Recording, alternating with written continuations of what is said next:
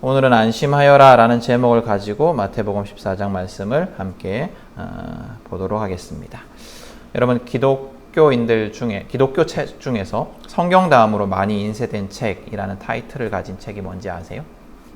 성경 다음으로 많이 인쇄된 책. 이게 지금은 아마 그렇지 않을 것 같은데 예전에 그런 타이틀을 가지고 있었습니다. 철로역정이라는 책입니다. 철로역정이라는 책. 여러분들도 뭐 읽어보셨거나 아니면 대충 이야기를 들어보신 적이 있으실 겁니다. 이 철로역정이라는 책은 크리스천이라는 사람, 주인공 이름이 크리스천인데요.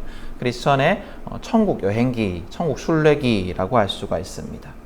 이 멸망의 도시라는 곳에 크리스천이 살고 있었어요. 근데 어느 날 이 사람이 성경을 보게 됩니다. 성경을 보고 이 도시가 멸망할 것이다라는 것을 알게 돼요. 그리고 이제 자기가 이제 짐이 갑자기 생겨요. 죄의 짐인데요. 성경을 보면서 깨닫게 된 거죠. 무거운 짐을 지게 됩니다. 그래서 이 사람이 그 성경을 읽고 너무 괴로워서 가족들에게 이 도시를 떠나야 된다, 지인들에게 이 도시를 떠나야 된다, 이렇게 얘기를 하는데 가족들과 지인들이 전부 다 이 크리스천을 미친 사람 취급을 하죠. 그때 이제 전도자라는 사람이 나타납니다. 전도자라는 사람이 나타나서 저기 멀리 보이는 좁은 문을 가리키면서 그쪽으로 가면 네가 이 무거운 짐도 벗을 수 있고 멸망에서 구원을 얻을 수 있다라고 얘기를 합니다. 그래서 이제 이야기가 계속됩니다. 이야기가 계속되는데요. 크리스천이 이제 좁은 물 천국으로 가면서 여러 가지 이제 사건들을 경험하게 됩니다. 그래서 어떤 때는 어려움에 빠지기도 하고 유혹에 빠져서 넘어지기도 하고 이런 일들을 당합니다. 그러다가 이제 실패하거나 유혹에 빠지거나 어려움을 겪으면 그 크리스천을 돕기 위한 사람들을 만나게 돼서 그들을 통해서 또 이겨내고 이렇게 천국에 다다르는 이런 이야기입니다. 이 철로역정 이야기에 대해서 한마디로 표현하면 크리스천의 좌충우돌 천국 여행기 이렇게 얘기를 할 수 있습니다. 좌충우돌한 이야기가 이렇게 계속해서 적혀 있어요. 근데 우리 인간의 일생을 관찰해 봐도 그런 것 같아요. 인생을 한마디로 정의하면 좌충우돌하는 인생 이렇게 할 수 있다라는 거죠. 여러분들의 지나간 인생들이나 혹은 내 인생이 너무 짧다라고 생각하시는 분들은 부모님의 인생 이런 것들을 이렇게 기억해 보면 모든 사람들은 고통과 기쁨 이것 사이에서 좌충우돌하면서 살아갑니다. 그래서 이 사이에서 실수하기도 하고 엇나가기도 하고 또 그러다가 돌이키기도 하고 도움을 얻기도 하고 하면서 살아가는 것이 인생이다라고 할 수가 있습니다. 불교에서 석가모니는 인생을 고해다라고 얘기를 했어요. 인생이 고통의 바다다라는 겁니다. 그래서 파도가 끊임없이 몰려오듯이 고통이 몰려오고 또 사방을 돌아봐도 물이 가득하듯이 고통이 가득한, 그래서 고통에서 헤어나올 수 없는 것, 이게 인생이다라고 얘기를 합니다. 근데 이 인생은 고해다라는 석가모니의 가르침에 대해서 어떤 스님은 이렇게 이제 해석을 하기도 합니다. 인생은 파도가 왔다가 잔잔하다가 이러는 것처럼 이제 고통과 또 기쁨이 반복되는 것이다, 이렇게 얘기를 하기도 합니다. 그래서 이 스님의 해석은 인생이 고통인데 뭐하러 살아갑니까? 라는 질문에 대한 대답이었는데요. 이제 인생은 고해다라는 말을 좀 더 긍정적으로 이제 해석해서 삶의 고통만 있는 것이 아니고 기쁨도 있다, 이걸 말하고 싶었던 것 같아요. 근데 인간의 삶이라는 게 정말 그런 것 같습니다. 세상 속에서 좌충우돌하고 또 그러다가 무너지면 자포자기하기도 하고 그러다 또 힘을 내고 잘 살아보려고 노력하고 그러다 또 실패하고 또 다시 일어나고 또 실패하고 이런 일들의 반복이 인생입니다. 그래서 인생이 아름답고 행복하다라고 고백할 수 있다라면 그것은 고통 중에서도 의미를 찾고 아름다움을 발견하고 행복을 발견할 수 있기 때문이지, 인생의 행복과 기쁨만이 가득해서 내 인생이 아주 행복하다, 내 인생이 아주 아름답다라고 표현할 수는 없을 겁니다. 그런 고통 속에서 의미를 찾아서 인생이 아름답고 행복해진다라는 거죠. 오늘 성경에 예수님의 제자들이 또 등장을 합니다. 지난주에 오병이어 사건에서 주인공이 되었던 제자들은 이제 배를 타고 풍랑과 싸우고 있습니다. 예수님은 오병이어 사건 이후에 제자들과 사람들을 보내시고 보내시고 난 다음에 원래 계획하셨던 대로, 오병이어 사건 이전에 원래 계획하셨던 대로 홀로 떨어져서 기도를 하고 계셨습니다. 예수님과 떨어져 있던 제자들이 탄 배는 육지에서 멀리 떨어져서 갈릴리 호수를 건너고 있었는데요. 풍랑이 닥쳐옵니다. 그 이스라엘 지도를 보시면 알 수 있겠지만 갈릴리 호수는 호수인데 굉장히 큰 호수입니다. 그래서 바다라고 불렀거든요. 그래서 이 갈릴리 바다라고 할 만큼 이제 큰 호수였기 때문에 그곳에 막 뭐 풍랑도 일어나고 이렇게 여러 가지 바다처럼 기후의 변화들이 막 일어나기도 했습니다. 예수님의 제자들 중에는 어부들이 있었어요. 그죠? 근데 어부들이 어디 어부들이었냐면 갈릴리 호수를 그 업장으로 하고 살아가던 그런 어부들이었습니다. 그래서 이 사람들은 갈릴리 호수와 배에 대해서 전문가들이었지만 그들의 지식과 경험이 소용없을 정도로 큰 풍랑이 닥쳐와서 그 새벽까지 큰 고생을 하고 있었습니다. 여기 제자들의 모습을 보면 우리의 인생 같다라는 생각이 듭니다. 인생에는 크고 작은 여러 가지 어려움들이 닥치는데 그 중에 때때로 우리가 해결할 수 없는 큰 어려움이 닥칠 때가 있습니다. 갈릴리 바다와 또 배에 대해서 전문가들이었던 제자들이 폭풍 속에서 풍랑 속에서 무력했듯이 내가 아무것도 할 수 없구나, 나는 무능하구나, 내 능력으로는 절대 해결할 수 없구나 라고 철저하게 고백하게 하는 인생의 큰 어려움이 우리 인생에 닥칠 때가 있습니다. 근데 그럴 때 이런 질문이 생길 수가 있어요. 왜 우리는 이런 고통을 경험할까? 나는 예수 믿는데, 우리는 크리스천인데, 우리는 구원받은 자들인데 왜 이런 어려움을 경험하는 것일까? 왜 우리는 하나님의 자녀라고 하는데 이 어려움을 피해갈 수 없을까? 라는 질문이 들 때가 있습니다. 예수를 믿으면 병도 안 걸리고 막 어려움도 없어지고 가난도 사라지고 고통도 사라진다 라고 말하는 사람들도 있고 우리는 쉽게 그렇게 기대합니다. 근데 왜 우리의 인생, 믿는 우리의 인생에 그런 것들이 사라지지 않을까요? 요즘 이제 유튜브를 보면 참 여러 가지 생각들이 드는데요. 유튜브에는 좋은 정보도 있지만 거짓 정보들도 굉장히 넘쳐납니다.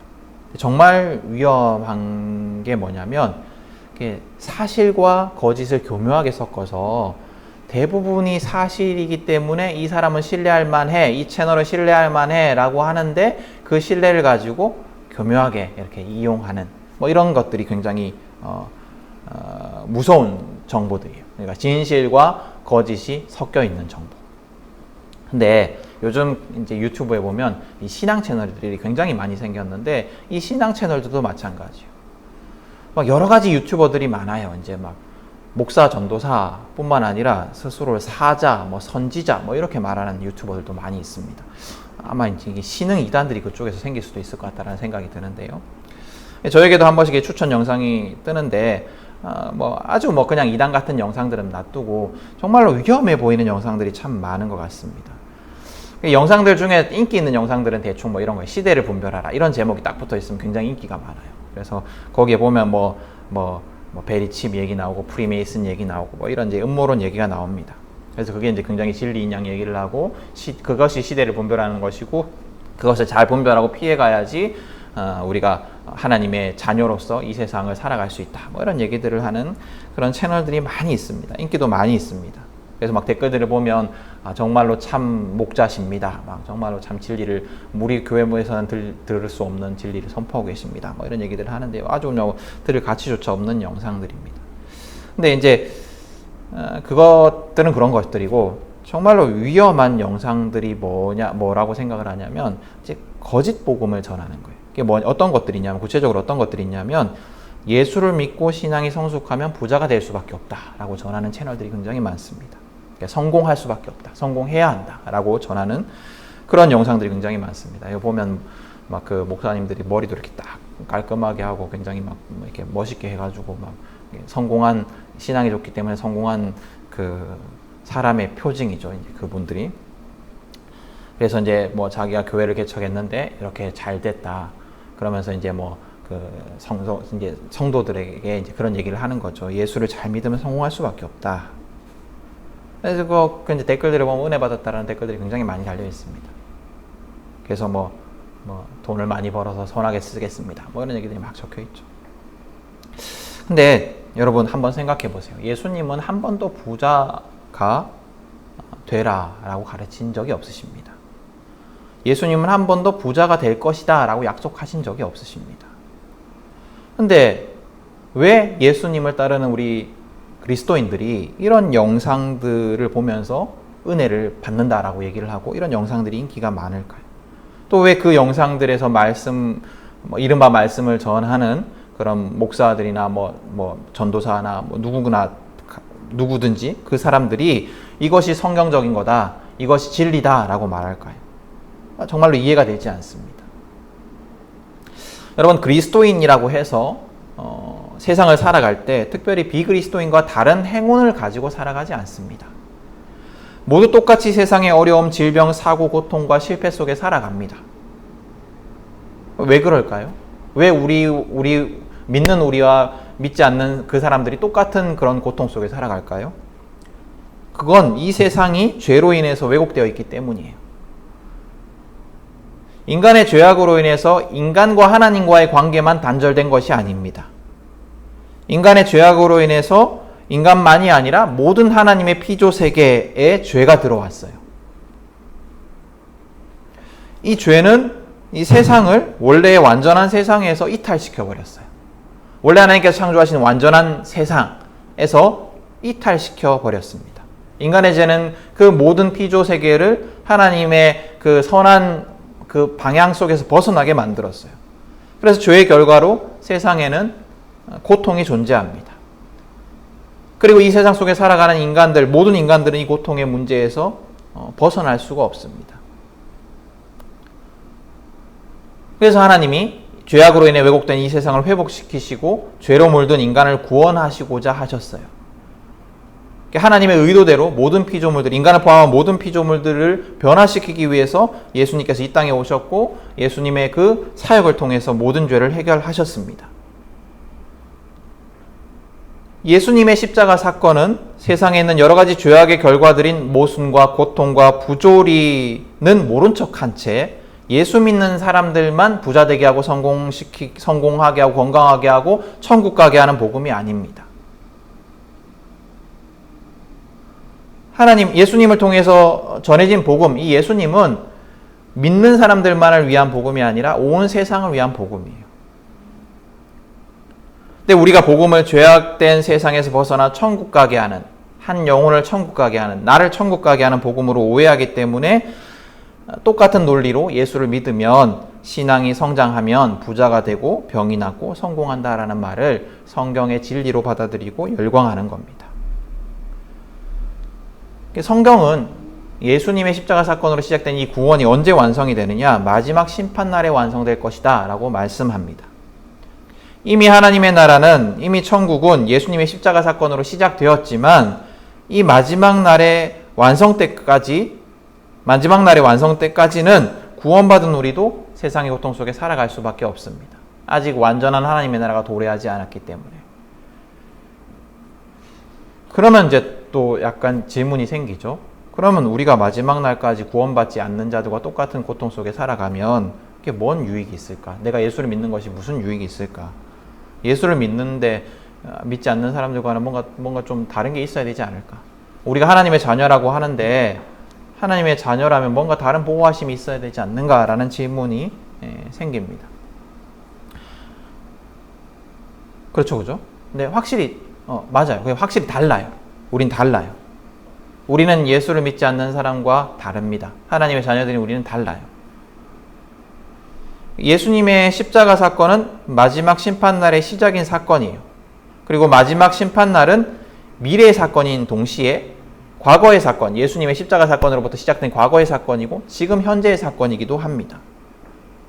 예수님의 죽음과 부활로 인해서 마지막 날은 이미 시작되었고 우리는 세상의 고통 속에 살아가지만 예수를 믿는 순간 우리의 삶에도 변화가 일어납니다. 그 하나님 나라의 변화가 일어나요. 하나님 나라의 영향력, 하나님의 통치하심 속에 살아가게 됩니다. 그래서 우리는 믿지 않는 사람들과 달라요. 혜택이 있어요. 그 혜택이 구체적으로 뭐냐? 예수님이 우리와 함께 하시면서 고통 속에서 우리를 구원하신다라는 겁니다. 근데 이 구원하신다라는 걸 이제 계속해서 살펴보겠지만, 구원하신다라는 것이 병이 낫는다, 이거를 얘기하는 건 아니에요. 뭐 고통에서 벗어난다, 이것만을 얘기하는 건 아닙니다. 그럴 수도 있지만 그것만을 얘기하는 건 아닙니다. 우리는 세상 속에서 고통을 피할 수가 없습니다. 그리스도인이라고 해도 고통을 피할 수가 없습니다. 그러나 그리스도인인 우리는 예수님이 함께 하세요. 그럼 예수님이 함께 하시는 것이 우리에게 어떤 의미일까요? 우리에게 어떤 유익일까요? 여러분, 예수님은 우리를 누구보다 잘 아시는 분이십니다. 그 예수님은 우리의 삶을 주목하고 계시고 우리의 내면까지도 잘 살피고 계십니다. 그래서 우리가 고통을 당하면 우리가 힘들어하는 그 상황에 대해서, 또 우리가 얼마나 힘들어하는가에 대해서 다 잘 알고 계십니다. 우리가 말하지 않아도, 우리가 고통에 대해서 호소하고 토로할 힘조차 없을 때에도 예수님은 누구보다도 더 내 상황과 힘듦에 대해서 잘 알고 계십니다. 그 예수님은 또 기다리세요. 뭘 기다리실까요? 우리의 힘이 빠질 때까지 기다리세요. 어려움이 닥칠 때, 삶의 고난이 닥칠 때, 고통이 닥칠 때 우리는 오늘 성경의 제자들이 새벽까지 노를 저어서 풍랑을 헤쳐가려고 했던 것처럼 예수님을 의지하기보다, 예수님을 찾기보다 내 능력을 의지하여서 이 어려움을 이겨내려고 합니다. 고통 속에서 예수님을 의지하지 않고 예수님을 찾지 않는다면 아직 내 힘이 남아있는 거예요. 간절히 찾지 않는다면.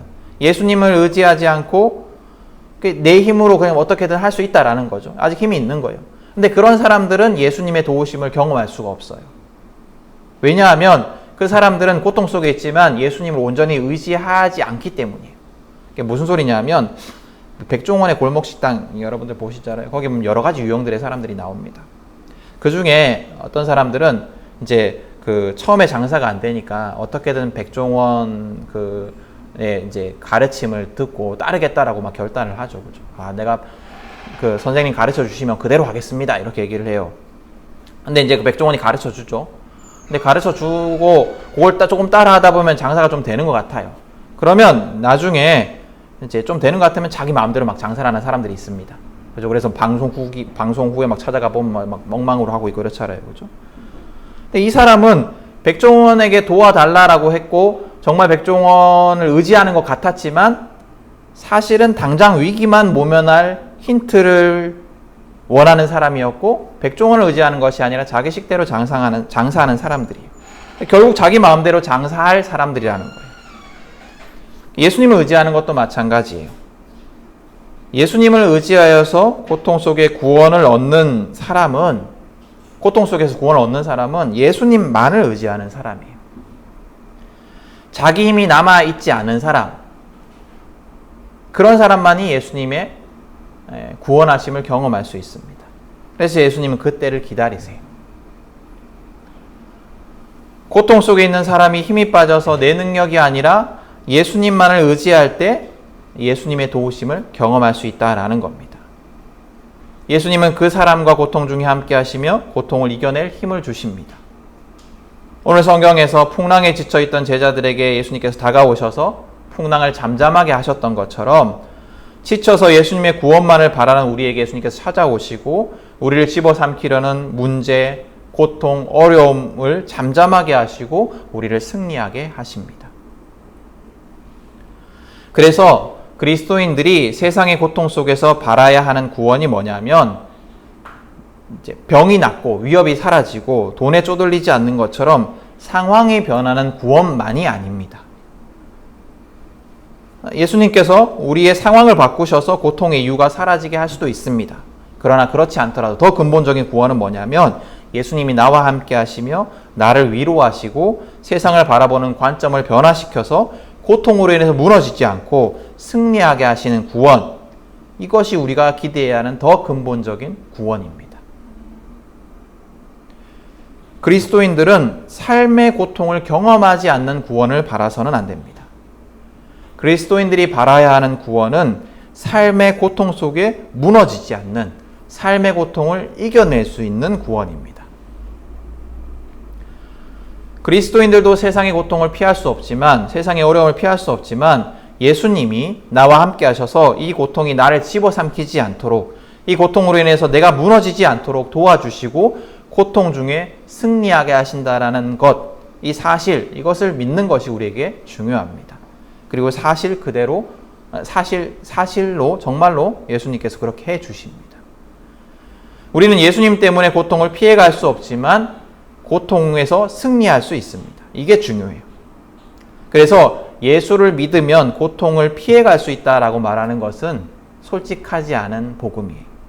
그러나 예수를 믿으면 고통이 우리를 무너뜨릴 수 없습니다. 그렇다면 예수님이 누구시기에 우리를 고통 중에서 구원하실 수 있을까요? 예수님이 누구시기에 우리를 고통 중에서 승리하게 하실 수 있을까요? 오늘 성경은 예수님이 누구시기에 제자들을 풍랑 속에서 구원하시는가에 대해서 말씀하고 있어요. 오늘 성경은 예수님이 누구냐라고 얘기를 하고 있냐면 창조주 하나님이시다라고 얘기를 합니다.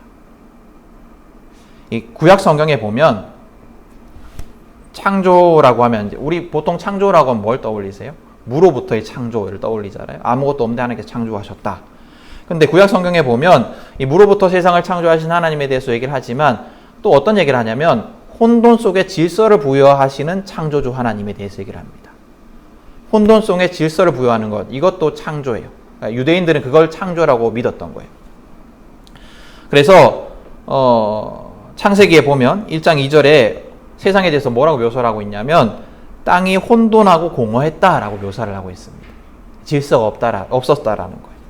그리고 2절 다음 3절부터는 하나님께서 무슨 일을 하고 계시냐면 빛과 어둠을 나누고 밤과 낮이라는 질서를 부여하세요. 그리고 또 그 다음 날에는 물과 하늘의 공간들을 나누시고 또 땅과 물의 공간들을 나누시면서 계속해서 질서를 부여하세요. 그러니까 혼돈하고 한 덩거리였던 세상, 우주에 규칙과 구역과 질서를 부여하시는 창조주 하나님을 묘사를 하고 있습니다. 그리고 또 성경에서 하나님을 대항하는 세력으로 묘사되는 것 중에 아주 크고 중요한 게 뭐냐면 물이에요. 물. 우리 며칠 동안 비가 많이 왔잖아요. 그래서 막 전국적으로 피해가 커요. 산사태, 수해, 여러 가지 일들로 인해서 많은 사람들이 죽었고 많은 피해를 입고 있습니다. 또 얼마 전엔 중국의 강이 범람해서 도시들이 잠기고 이런 거 보았습니다. 실제로도 물이 그렇게 질서를 무너뜨리는 그런 힘이 있지만 성경에서 물은 통제하기 어려운 힘, 하나님께 대항하는 힘, 질서를 없애는 힘, 혼돈을 만드는 힘, 이렇게 묘사되고 상징됩니다. 그래서 시편 말씀에 보면 하나님이 이 혼돈의 물을 통제하신다. 하나님이 이 물 속에 사는 거대한 괴물을 길들이신다. 이런 내용들이 많이 있습니다. 욥기에도 있고요. 그게 창조주 하나님의 힘이다라고 얘기를 하는 거예요. 그래서 질서를 부여하시는 창조주 하나님, 또 물을 다스리시는 하나님, 창조주 하나님에 대해서 유대인들은 굉장히 익숙했어요. 우리는 창조라고 하면 무에서 뭔가를 창조하신 하나님 이렇게 떠올리지만 유대인들은 창조라고 하면 무질서의 질서를 부여하신 하나님 이렇게 딱 떠올렸다라는 거예요. 그래서 유대인들에게 오늘의 말씀은 그렇게 다가왔어요. 물 위를 걸으시고 풍랑을 잠잠하게 하시는 예수님. 이 예수님 모습은 즉시 하나님을 떠올리게 했습니다.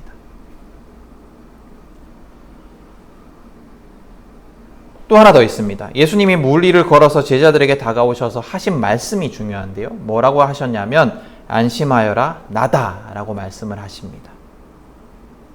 여러분이 나다 라는 말은 어디에 또 나오냐면 출애굽기에서 모세가 하나님이 너 가서 유대인들을 구원하라 이렇게 말씀을 하시니까 유대인들에게 하나님을 누구라고 설명합니까? 누구라고 얘기하면 됩니까? 라고 묻습니다. 그때 하나님께서 뭐라고 말씀하시냐면 나는 나다 라고 말씀하십니다. 나는 나다.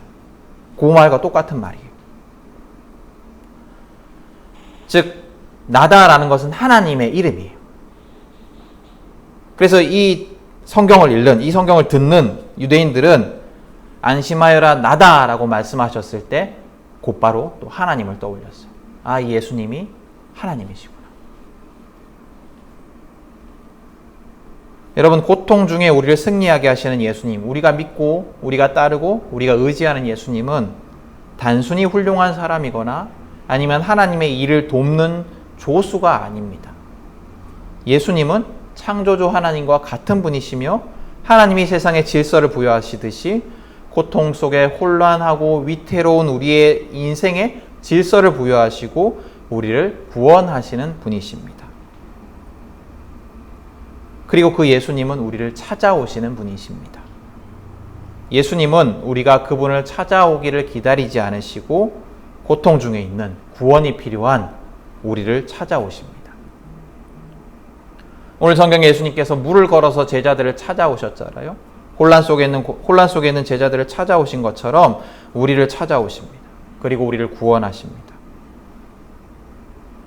만약에 예수님께서 우리를 찾아오시지 않고 예수님으로 인해서 구원을 얻으려면 우리가 찾아가야 한다라고 한다면, 우리가 풍랑을 뚫고 찾아가야 한다라고 한다면, 그래야 구원을 얻을 수 있다라고 한다면 우리 중에 몇이나 구원을 얻을 수 있겠습니까? 아마도 아주 소수만이 구원을 얻을 수 있을 겁니다. 아주 소수만이 삶의 고통 속에서 벗어날 수 있을 겁니다. 그러나 예수님은 우리를 찾아오시는 분이십니다. 우리는 하나님과 같은 창조주 예수님, 우리를 찾아오시는 예수님으로 인해서 구원을 얻어서 하나님의 자녀가 되었고, 또 그 예수님의 도우심을 통해서 삶의 고통 중에 승리를 경험하였고 또 경험할 수 있습니다. 이 놀라운 복음, 이 구원의 복음은 고통의 바닷속에 살아가는 모든 사람들에게 필요한 복음입니다. 근데 여러분, 로마서 10장에 보면 바울이 이런 얘기를 합니다. 복음에 대해서 얘기를 하면서 복음을 전하지 않으면 들을 수 없고, 듣지 못하면 믿을 수 없고, 믿지 못하면 예수님을 부를 수 없다라고 얘기를 합니다. 그래서 복음을 전하는 일을 강조합니다. 복음에 대해서 선포하지 않으면, 그래서 듣지 못하면, 그래서 또 믿지 못하면 고통 속에서 예수님을 찾을 수가 없고 삶과 죄의 무게 속에서 사람들이 무너질 수밖에 없다라는 겁니다.